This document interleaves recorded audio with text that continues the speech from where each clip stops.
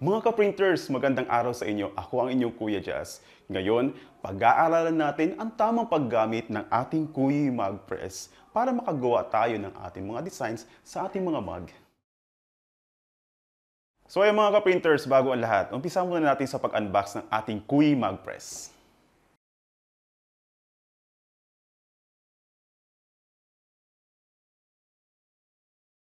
At narito po yung parts ng ating makina. Una, ang kanyang handle. Ito yung ginagamit natin pagbukas at pagsara. Sunod, ang ating pressure control or adjustment knob. Dito naman po, ina-adjust natin yung higpit at yung luwag po para sa ating baso. Sunod, yung ating heating pad.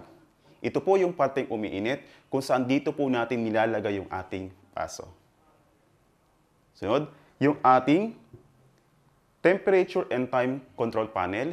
Dito po tayo nagsiset ng temperature at time o yung init at yung oras. At panghuli, yung ating switch button na makikita sa bandang likod. Ang Kuya Mug Press po natin ay may 7 days replacement at 6 months service warranty.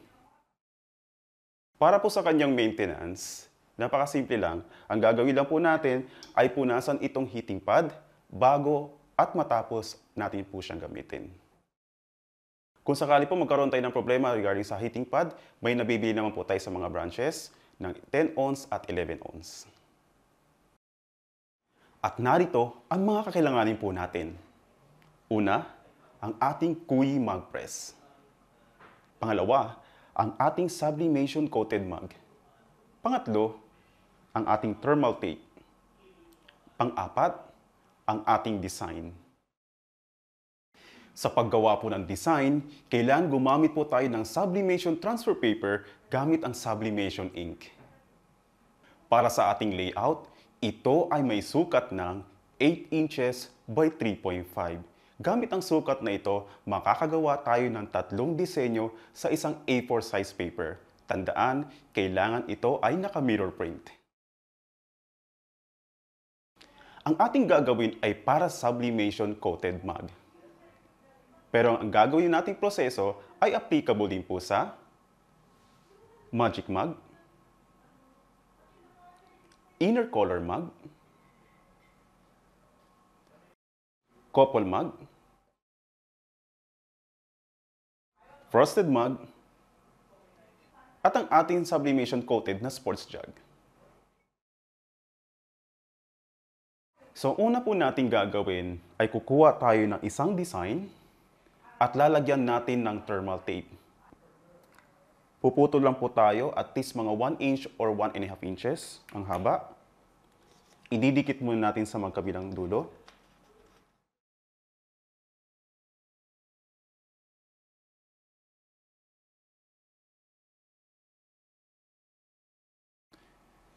Sunod, ilalapat na po natin yung ating design na may thermal tape sa ating sublimation coated mug.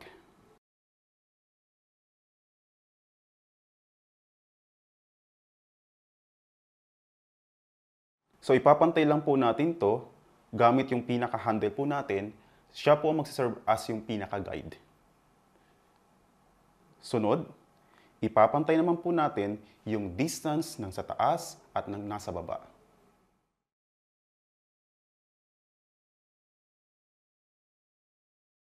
Kung okay na pong lahat, ididikit na po natin ang ating thermal tape sa mismong baso.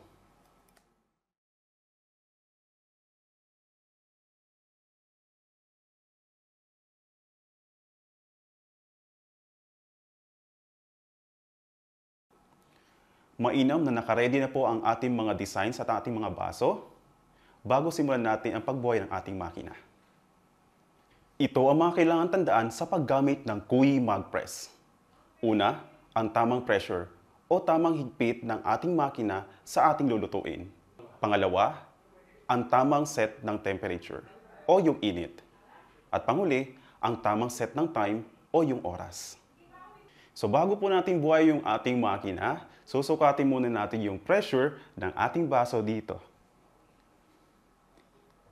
Isa sa mga dahilan kung bakit kailangan mo natin nakapatay yung makina para hindi pa masyadong mainit habang nag-check pa lang po tayo ng ating pressure.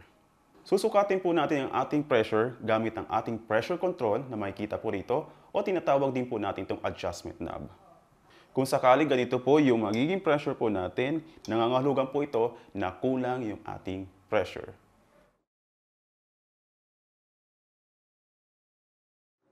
Iwasan din po natin yung pinaka-handle na nakasandal sa ating dalawang bakal na ito.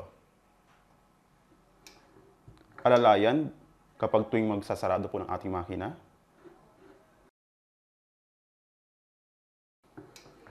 So ang tamang pressure po sa ating makina ay kailangang hindi sobrang higpit at hindi rin sobrang luwag. Yan. So ready na po ang ating makina. Pwede na po natin siyang buhayin. So ikakabit po natin yung ating saksakan. At kung mapapansin po ninyo, meron po itong ground, maaari po tayong gumamit po dito ng adapter. Ang machine po natin ay 300 watts. So hanggat maaari, direct outlet po tayo or gumamit po tayo ng heavy duty na extension wire. Ngayon, bubuhayin na po natin ang makina sa pamamagitan po ng pag-switch po dito na sa bandang likod na makikita. Yan.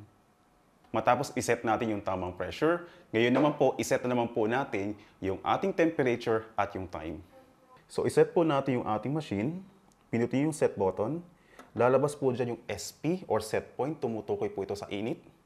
So, kailangan naka 180 degrees Celsius po ito. Kung hindi man, pwede natin gamitin yung up button or yung down button po. Yan. So, sa pangalawa, pinutin natin ulit yung set button, lalabas naman po dyan yung ST or set time. Tumutukoy naman po ito sa oras. So, kailangan natin ito iset ng 180 seconds.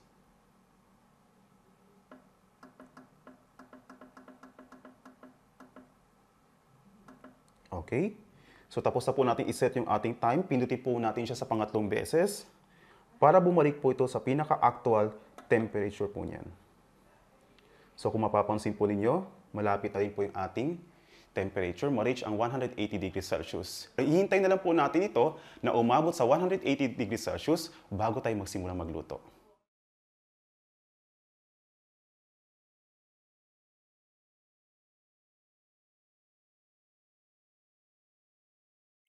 Kapag umabot na po ang ating makina sa 180 degrees Celsius, maaari na po tayong magsimula. May mga pagkakataon po na bumababa po ito ng 179 or 178, okay lang po yun. Epekto lang po yun ng lamig na kumontra lang doon sa makina dahil lang po sa paligid natin. So ngayon po, ilalagay na po natin ang ating mag sa ating makina. Marahan lang po natin siyang ilalagay. Hanggat maaari po, yung ating handle ay nasa bandang gitna at hindi po ito tatama sa dalawang bakal na to habang sinasara natin ang ating makina.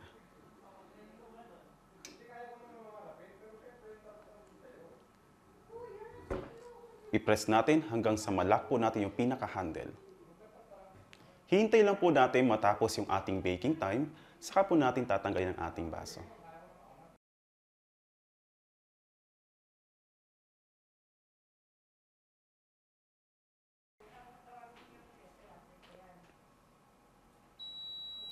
So ngayon tumunog na po ang ating makina. Indikasyon po yon na tapos na po yung baking time at kailangan na po natin i-release yung pinaka-handle. At pwede rin po natin hawakan yung pinaka-handle mismo ng baso dahil hindi naman po ito mainit.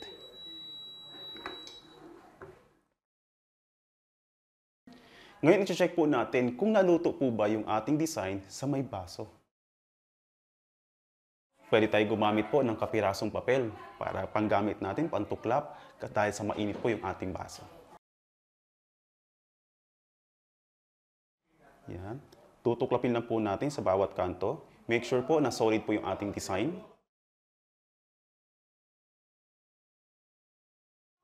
Ayan.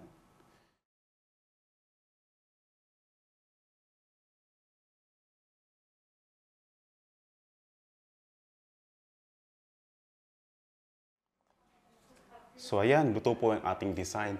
So gagawin na po natin, pupunitin na lang po natin yung pinakapapel.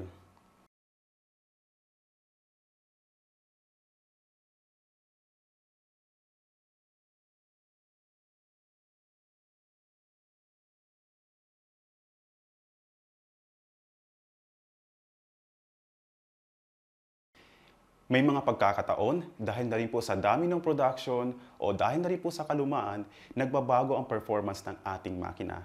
Isa rin po dahilan po dyan, yung pagkaluma po ng ating heating pad. Pero wag po tayong mag-alala, ito ay napapalitan.